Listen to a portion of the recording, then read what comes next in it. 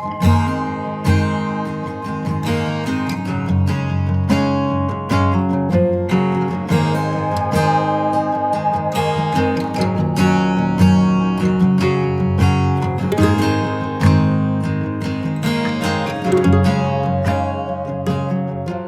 welcome to my kitchen.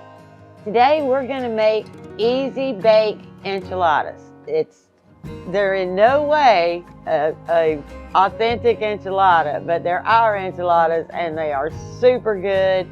They're super inexpensive. It's super easy to make. So that's what we're doing. We are hungry. It's been a long day. It's been raining all day. It's cold out here and I got this little heater over here. So my legs are like, I'm wanting to dance, but the rest of me is cold. So we're gonna go ahead and get started. The first thing what I'm gonna do today is a little different. I'm gonna just put the ingredients in the pot as I go. That's probably easier for you guys to see what I'm doing.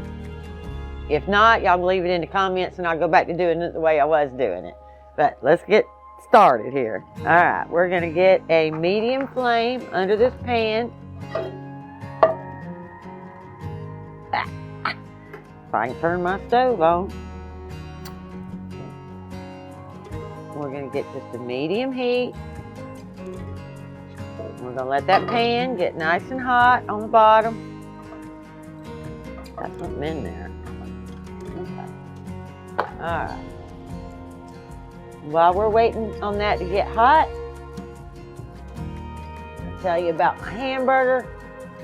You can use anywhere between 1/2 pound and 1 pound of hamburger. That would be totally up to you.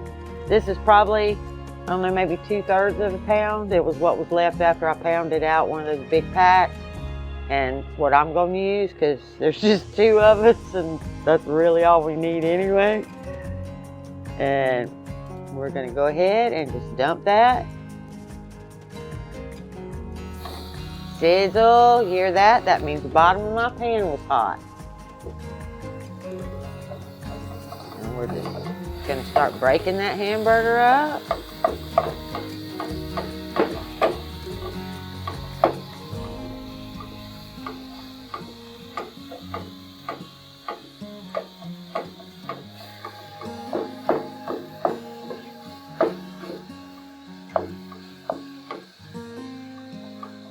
Okay, and while that's getting a little brown, I'm going to explain what's on my cutting board. I cut up, now these are frozen, okay? When the price is down in the summertime on my bell peppers, I always try to buy a box or grow some. This year I had to buy a box, but I really like to grow my own. And then I just bag them up and freeze them. And then I have them all the way till the next year when either I can grow some or buy some. But then I always have them. So that's what that is. That's my equivalent of 1 bell pepper. Then I have 1 yellow onion. And I have 3 small tomatoes or 2 nice sized tomatoes. We're going to go back to the pot.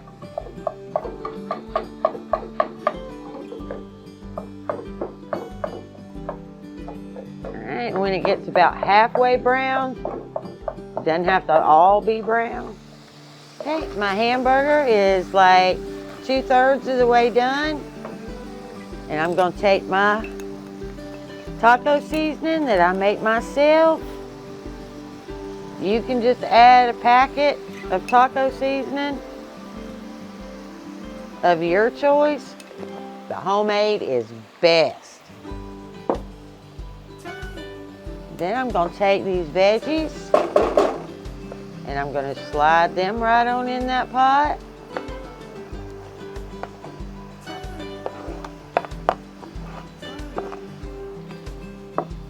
Give all of that a good stir, get it all combined.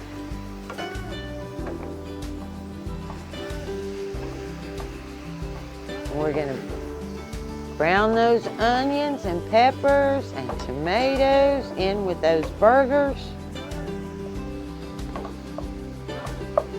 Or in with that hamburger, not burgers. Must have burgers on the brain.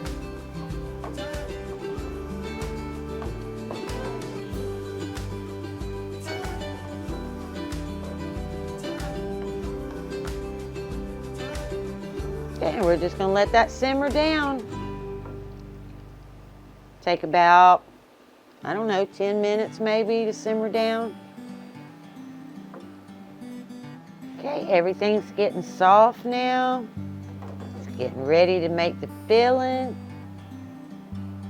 I'm gonna take this jar of chilies and drop that in there. Give that a good stir. And now I'm going to tell you about the cheese. I have Fontina cheese. Now you can use, the 3 cheese Mexican cheese or Fiesta cheese, but Fontina is really, really good cheese to me. And some regular cheddar. And some green enchilada sauce. I really like the green better than the red.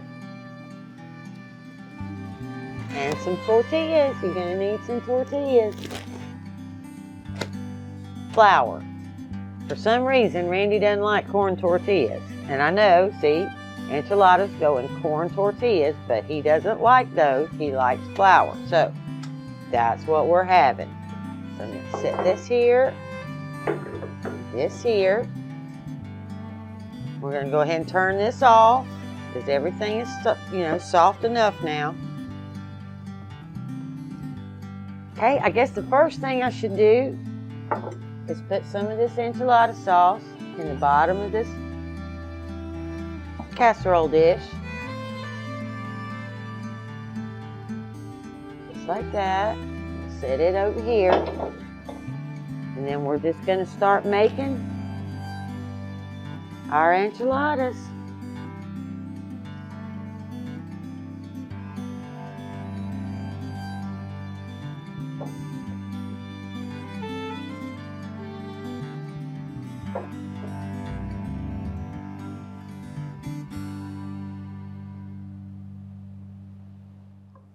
Then we're just going to get them all together.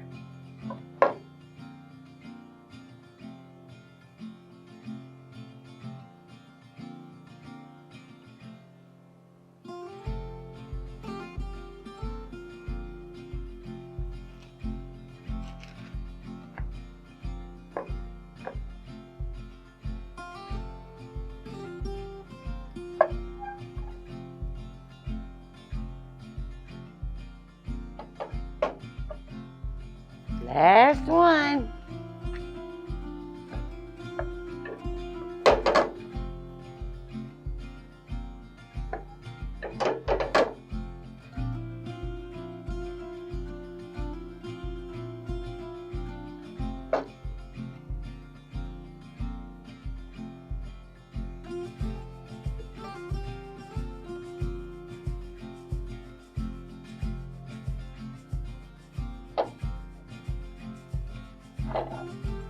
Now, we're going to pour the rest of that green enchilada sauce all over the top.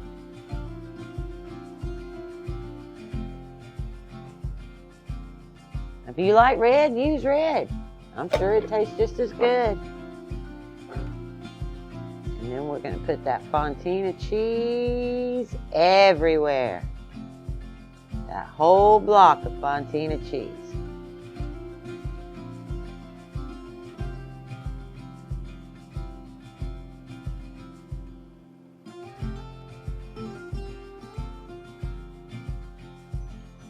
And we're going to put that in a 350-degree oven for about 20 minutes. All right, we're going to get this in the oven. And it shouldn't take more than 20 minutes. When your sauce is bubbling and your cheese is brown, you are golden. All right. They are nice and bubbly and brown, and so they are coming out of the oven.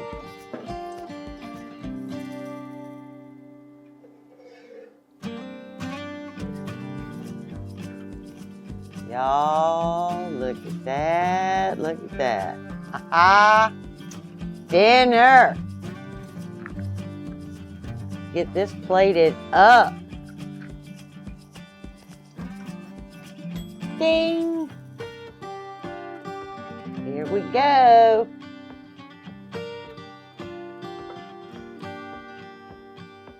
Ha-ha-ha! Look at that.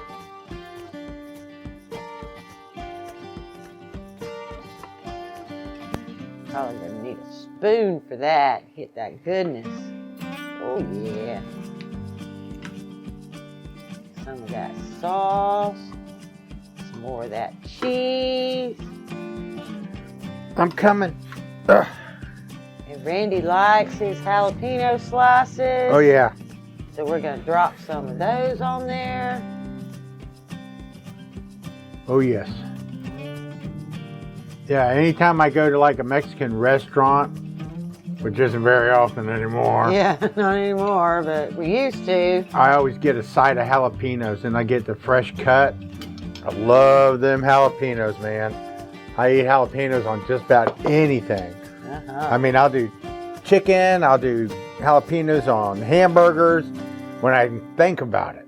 A lot of times I forget and I don't even think about it and I just eat what I get. But she handed me a jar of jalapenos to go over top of these, and I said, I ain't gonna tell you what I said. You said, oh yeah. Yeah, right, okay. But anyway, so, yeah, these are, These are what? well, I'm trying to find the stuff inside of them. You just dropped it all out. That's hot. Mm.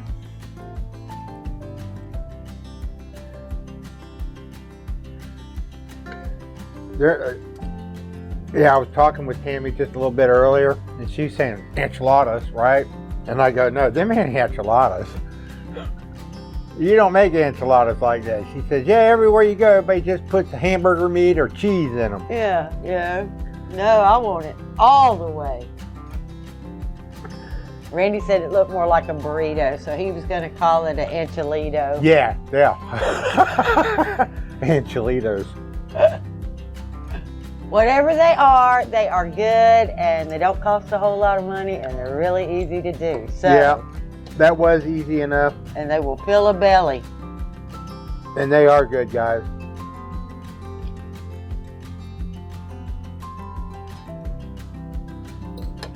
But I wanted to say, you know, Tammy makes our own Tex-Mex seasoning. Okay, so what we've got here, if you made it at home and used a Mexican seasoning from the store, it's not going to taste the same. You're going to go, ugh. No, they're not. That's not true. But you can go back in, do a search, and find Tammy's Tex-Mex seasoning. It is really good. Mix video, and you can make it, put it up on the shelf, and have it for later. And it's not hard to do. But yeah, we use all our own seasoning. Yeah, we use. Well, we try to. We got the Tex-Mex seasoning. We got the onion soup mix seasoning. We've got the butt rub. The butt rub. The butt rub. I made my own pumpkin pie spice for the holidays. Yeah, you know, so, you know, you just need to kind of follow Tammy along, right? And then learn how to make all them seasonings. And then your stuff will, you know, kind of like turn out the same and be really good. So other than that, what else? I want you to give Tammy a thumbs up for standing out here in this cold and cooking. I mean, she's going to have to do it anyway, right? But she took a little bit of extra time and let me record her so we could throw a video together. Because I told her I was going to be bored. something like that. Yeah. Y'all have a great evening or a great day. Bye.